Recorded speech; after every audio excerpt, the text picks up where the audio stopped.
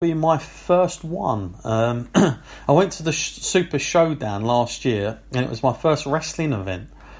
I listened to the Mania numbers thing you did, and I was so shocked at what I was seeing. Just wanted to say, great show, and I'm always listening to you guys. Should come down to the Land Under and have some beer sometime. Well, cheers there, Sean, and it's incredible that was your first wrestling show that night in Super Showdown. Seems like ages ago. That was the what was it that night? That was Triple H and Undertaker again, wasn't it? The last match. The one that should never have happened. Yeah. Wow, it was. Well, yeah, happy. It's good. A good debut for a WrestleMania. I'm hoping for you it'll be good. But if not, you've got another 34 to watch, so that's all right. Just go back on them. Check out our retrospective there as well, Sean. We did WrestleMania 3 and WrestleMania 19. They're in the archive on SoundCloud. So if you want your WrestleMania fix, if you can't get enough, check that out. Here comes another traditional emailer here. Stay lucky. He's back. My Mania predictions, gentlemen. Ambrose will shoot fight Roman at the end of the match and make it look real, like a legit fight. Ronda to retain by tapping out Charlotte, and Seth Rollins wins the WWE title. Stay lucky. That's that. Well, bold statement there, and we'll see if you're right. Stay lucky by the end of WrestleMania, but. Yeah, interesting. Dean Ambrose, Matt, because I probably won't speak about him too much on the main preview of this, but Dean Ambrose, how sort of on a percentage here, Matt, of 100, are you that Ambrose is gone now? Because it does seem, although I was kind of thinking, are they just playing us here? And maybe Stay Lucky's got onto something here, but do you think it's a no-go and that Dean's done? Because he wasn't on TV this week. He actually only came out after the cameras went off. Do you think that's it now, and he's definitely gone? Well, I don't know. It's difficult actually. This is if this is a work that Vince is back to his old genius self, and he's got everyone fooled, because a lot of people are under the assumption that Dean is going. Yeah. But the only thing that leads me to believe otherwise is that Dean is still a part of Raw. Consistently, week in, week out. He's fought Drew the past 2 weeks, and even though he's come off on losing efforts, he has lost to that. That's the thing where I'm a little bit sticky about it. The fact he's lost against EC3 and people like that. I'm like, it's a big. I mean, if they have done this, like you say, Matt, this is genius, because normally they're not that good at doing this kind of stuff. But they've really had to have him lose, and it looks like he's on his way out. But like you say. But they've even made mention of it during the Shield reunion. Michael Cole had said, this is the last time we'll see the Shield because Dean's leaving. So it is a little bit strange that they make a public announcement of that and never really do that. Whether it's a case of leaving on good terms with Dean, I don't know. But the fact that Renee will still have a job there, of course, because there's nothing to do with her, but she will still be part of the company. It would seem counterproductive, that they would both work in different companies and have different schedules. It does seem like, does that make their life any easier? Well, not really. Yeah. And if WWE were that keen on keeping Dean, I know it's like it sounds like I'm going against someone's integrity, but money does talk. I mean, look at Brock. Here's an example. Yeah. If WWE want to keep you, they can just open the checkbook, and it's possible. Yeah. I mean, it's worth pointing out, before this announcement came about, Dean really wasn't doing an awful lot. He wasn't coming off the page at me. Since that's been announced, he's been more entertaining than ever. I mean, sod's law, isn't it? But that's how it is. I mean, at the time, Matt, he might have been very frustrated with creative, and, I just don't think WWE see him, and the character and everything he was doing, even as a heel, it really just wasn't working for me. I think it just never really panned off. So only now he's started to get over. But is that because we know he's going, and he might just, fans are tuning in because they're thinking, he might just do something that he shouldn't, and should he have done that, or is he talking because he don't care?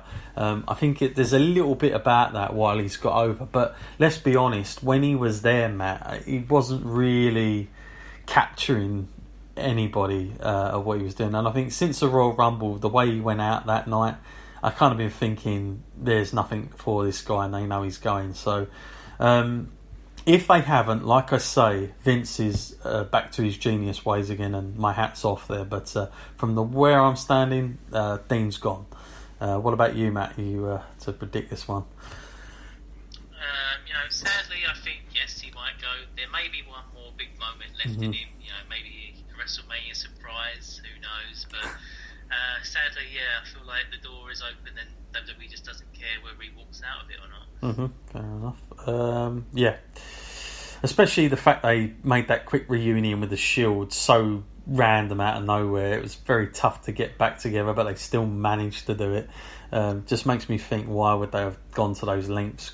Time where Seth really needed to be alone, but there you go. Okay, Chris now, last question. Batista, what is up with him? This guy went away and done some acting. Now he seems worse than ever at acting. He seems odd and weird, and in some ways creepy. The match sucks on paper. Do you count this WrestleMania as a 4 main event marquee match show? And so, yeah, I mean, the answer to your latter question there, do I think this is a 4 marquee? In WWE's eyes, this match, it basically goes like this. It's the triple threat match. It's the 2 title championship matches from the men's, and it's this one. They think this is as big as it gets. They think this is a big marquee match. They are presenting it like that because, Drew, The Miz, those matches, they're kind of like, they're not mid-card, but they're upper level. They're not quite that marquee match like the Kurt Angle one. They're not quite there. But they're including this in that bracket. Believe me, it's a bit like Sting and Triple H. They're including it.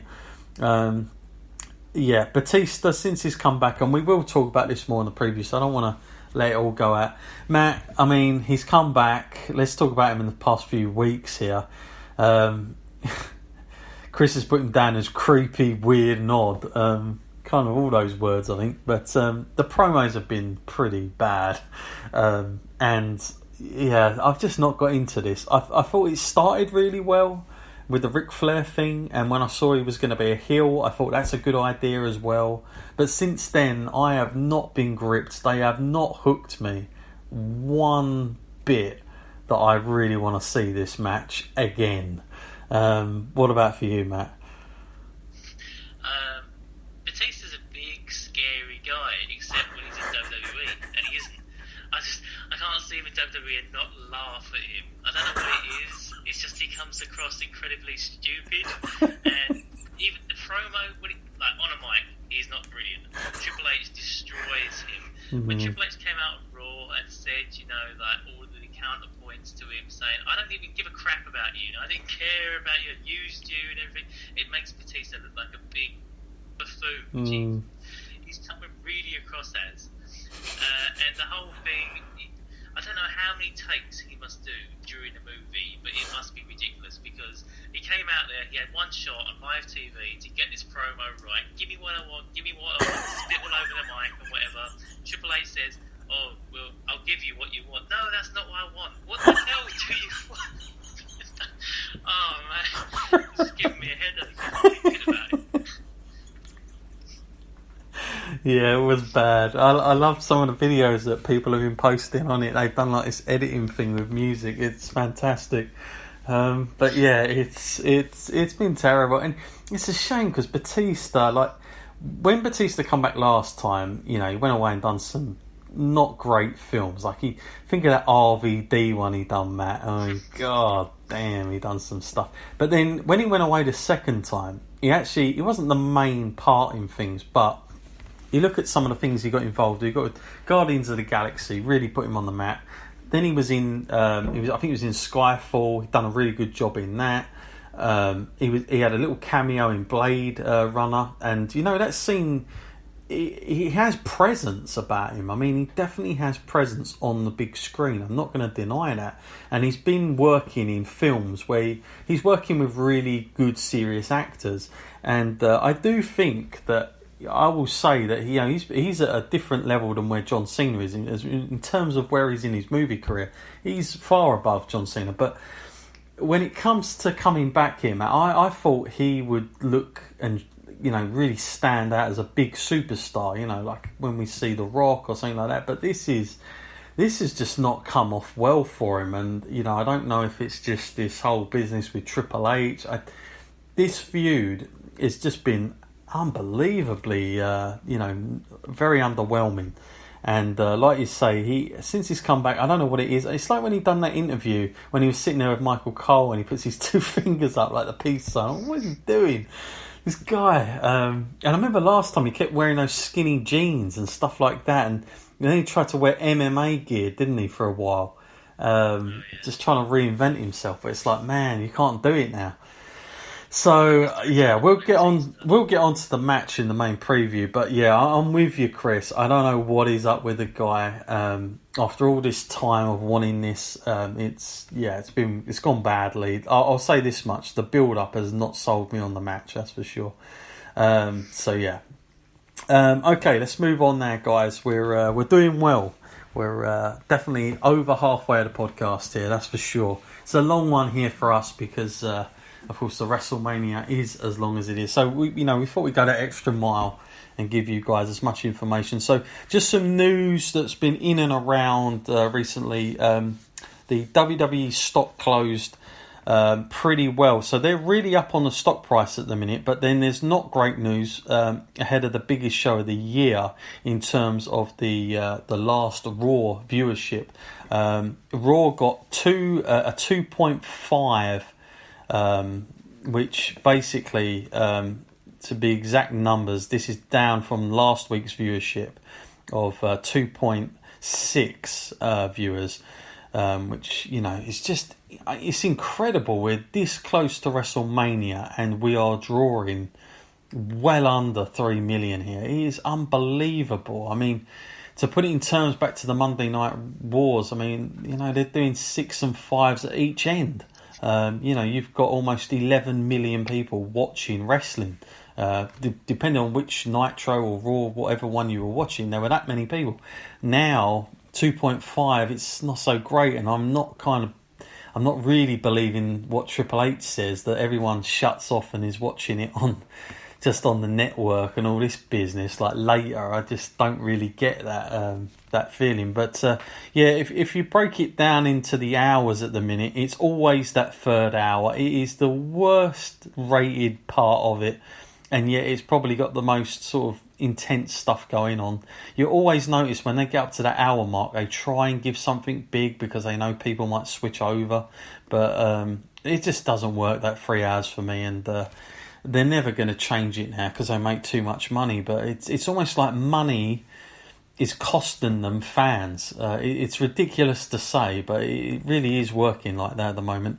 It's the show was the 5th lowest viewership in 2019 for the company. The show peaked in February 25th with 2.9 viewers, but since then it's been going down. So it's unbelievable. Just before WrestleMania, I am hoping that the Go Home Raw will step it up a bit, but it's, I don't know. Anything to say to that, Matt? Are you pretty surprised at this point? We're this close to WrestleMania and yet still it's not looking so rosy at the minute with viewership.